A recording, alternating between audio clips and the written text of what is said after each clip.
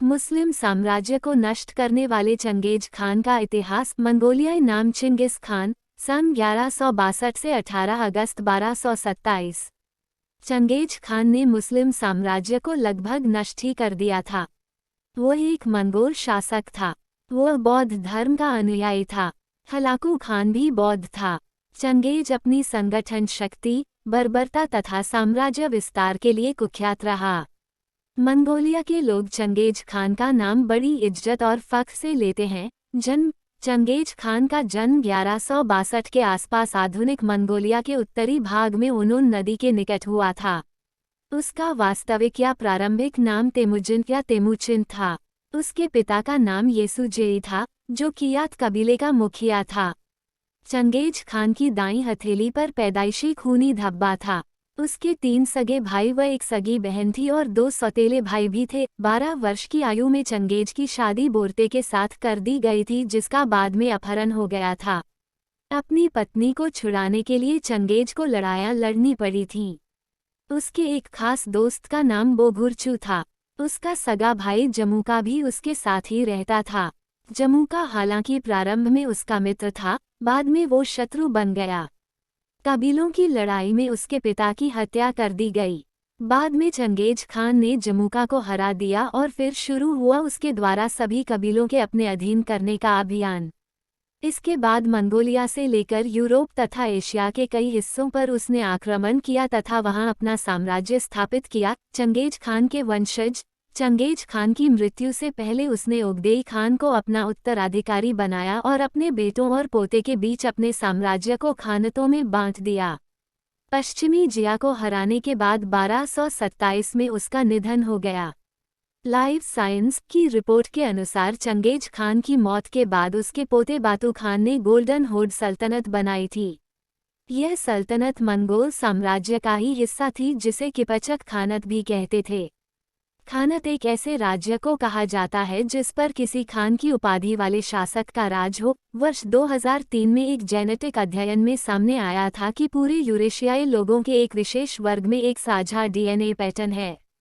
इस अध्ययन के अनुसार यूरेशिया के 16 समूहों के 8% लोगों में यह पैटर्न पाया जाता है, जिसका अर्थ है कि यूरेशिया में लगभग 1 करोड़ 60 लाख लोग एक ही डीएनए पैटर्न के हैं, जिसका सीधा सा अर्थ है कि वे किसी एक ही गोत्र का हिस्सा हैं। अध्ययन करने वाले इसकी और गहराई में गए तो पता चला कि यह पैटर्न मंगोलिया के चंगेज खान के डीएनए पैटर्न से मिलता है। इसका अर्थ है कि एक समय चंगेज खां का इतना व्यापक प्रभाव रहा होगा कि वह पूरे यूरेशिया में लोगों के डीएनए पैटर्न को बदलने में सक्षम था। पाश्चात्य विज्ञानियों का मानना है कि चंगेज जहां जाता होगा वहां वह केवल स्त्रियों के साथ संबंध बनाता फिरता रहा होगा, क्योंकि डीएनए संरचना जन्मजात होती है और उसमें बाद में कोई बड़ा परिवर्तन नहीं किया जा सकता। दूसरी बात यह है कि यूरोप और मध्य पूर्व में विशेषकर ईसाई और मुस्लिम पंथ के क्रूसेडर और जिहादी युद्ध में स्त्रियों को कब्जाने और उन्हें दासी बनाकर अपने मनोरंजन के प्रयोग करने का काम करते रहे हैं।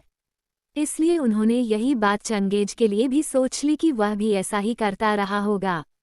इसलिए यूरेशिया के हर 200 पुरुषों में से एक पुरुष का डीएनए पैटर्न चंगेज खान से मिलता है। परंतु चंगेज खान के जीवन का अध्ययन करने से यह बात साबित होती है कि वह ऐसा कोई यौनकुंठित शासक नहीं था। चंगेज के जीवन में अन्य स्त्रियां होती तो मुस्लिम बादशाहों के समान उसके भी दासियों से कई बच्चे होते, जो फिर उसके मरने के बाद सत्ता की लड़ाई में दिखाई पड़ते। चंगेज खान ने मंगोल कबीलों को एकजुट किया और एक बड़े इलाके पर शासन किया। उसके राज्य में आज का कोरिया, चीन, रूस, पूर्वी यूरोप, भारत के कुछ हिस्से और दक्षिण पूर्व एशिया आते थे। भारत सहित संपूर्ण रशिया, एशिया और अरब देश चंगेज खान के नाम से ही कांपते थे।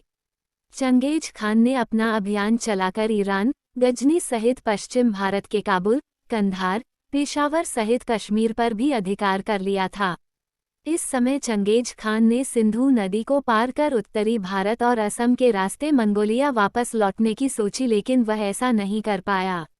इस तरह उत्तर भारत एक संभावित लूटपाट और विभत्स उत्पात से बच गया। एक नए अनुसंधान के अनुसार इस क्रूर मंगोल योद्धा ने अपने हमलों में इस कदर लूटपाट और खून खराबा किया कि एशिया में चीन, अफगानिस्तान सहित उज्बेकिस्तान, तिब्बत और बर्मा आदि देशों की बहुत बड़ी आबादी का सफाया ही हो गया था। कहते हैं कि मुसलमानों के लिए तो चंगेज खान और हलाकू खान अल्लाह का कहर था। कहा जाता है कि उसके पास इतना पैसा और जमीन थी कि वो अपने जीवन काल में भी न तो इसका उपयोग कर पाया और न ही कभी हिसाब किताब लगा सका। चंगेज खान पर लिखी एक प्रसिद्ध किताब के लेखक जैक वेदरफोर्ड का कहना है कि जीवन भर लूटकर सारी दुनिया से पैसा इकट्ठा करने वाले चंगेज खान ने कभी खुद या परिजनों पर खर्च नहीं किया। मरने के बाद भी उसे साधारण तरीके से दफनाया गया था। रूस में वोल्गा नदी के किनारे पुरावेताओं ने 750 साल पुराने एक शहर के अवशेषों को खोज निकाला है। इस शहर को चंगेज खान के वारिसों ने बसाया था। इन अवशेषों में 2 ईसाई गिरजाघर भी शामिल हैं, जिनमें से एक में पत्थर और मिट्टी पर बेहतरीन शिल्प व नक्काशी को उकेरा गया है। उकेक नाम के इस शहर को 1227 में चंगेज खान की मौत के कुछ दशकों बाद ही बसाया गया था। वैज्ञानिकों का कहना है कि 13वीं सदी की शुरुआत में चंगेज खान और विशाल मंगोल साम्राज्य के उदय में अच्छे मौसम का योगदान हो सकता है। अमेरिकी शोधकर्ताओं का कहना है कि मध्य मंगोलिया में पुराने पेड़ों के छल्लों से ये पता चला है कि करीब 1000 साल पहले जब चंगेज खान तेजी से कामयाबी हासिल कर रहा था, उस दौरान मध्य एशिया में मौसम काफ़ी सुहावना और नम था। इस दौरान घास काफ़ी तेजी से बढ़ी और इससे घोड़ों को भरपूर चारा मिला। नेशनल अकेडमी ऑफ साइंसेस के अध्ययन में बताया गया है कि चंगेज खान के शासन से पहले 1180 से 1190 के बीच कई बार सूखा पड़ा, लेकिन 1211 से 1225 के दौरान साम्राज्य काफ़ी बड़ा हो चुका था। इस दौरान मंगोलिया में असामान्य रूप से सामान्य बारिश हुई और मौसम सुहावना बना रहा। इस अध्ययन के सह लेखक और पश्चिम वर्जीनिया यूनिवर्सिटी की वैज्ञानिक एमी हसेल ने समाचार एजेंसी एएफपी को बताया कि अत्यधिक सूखे से अत्यधिक नम मौसम के रूप में आया यह बदलाव बताता है कि इंसानी गतिविधियों में मौसम की महत्वपूर्ण भूमिका रही होगी। उन्होंने कहा कि यह एक ऐसी आदर्श स्थिति थी जो किसी करिश्माई नेता के उदय के लिए, सेना के विकास और मजबूत सत्ता के लिए पूरी तरह से अनुकूल थी। उन्होंने बताया कि मौसम में नमी बढ़ने से हरियाली बढ़ी और इसका असर घोड़ों की ताकत में हुई वृद्धि के रूप में दिखाई दिया। अनुकूल मौसम की मदद से चंगेज खान छोटे छोटे कबीलों में बिखरे मंगोलों के एकजुट कर एक बड़े साम्राज्य में तब्दील करने में कामयाब रहा। मंगोल शासक चंगेज खान इतिहास का सबसे बड़ा हमलावर था। उसको लेकर एक दिलचस्प बात यह है कि उसके रक्तपात ने वातावरण से 70 करोड़ टन कार्बन हटाने में मदद की। एक नए अनुसंधान के अनुसार क्रूर मंगोल योद्धा ने अपने हमलों में इस कदर खून खराबा किया कि बड़ी आबादी का सफाया ही हो गया और जमीन जंगल में तब्दील हो गई। समझा जाता है कि उसके हमलों में तकरीबन 4 करोड़ लोग मारे गए। उसने अपने विजय अभियान के बाद धरती की 22% जमीन तक अपने साम्राज्य का विस्तार कर लिया था। कार्नेजी संस्थान के वैश्विक पारिस्थितिकी विभाग ने अनुसंधान में पाया कि उसके हमलों से खेती वाली जमीन जंगलों में तब्दील हो गई, जिसके पेड़ों ने तकरीबन 70 करोड़ टन कार्बन वातावरण से सोख लिया। यह मात्रा दुनिया में एक साल में इस्तेमाल पेट्रोल से फैलने वाले प्रदूषण के बराबर है। हालांकि पर्यावरणविदों के लिए यह बात हजम करना मुश्किल है, लेकिन शायद यह वैश्विक तापमान को कम करने की मानव निर्मित पहली घटना थी।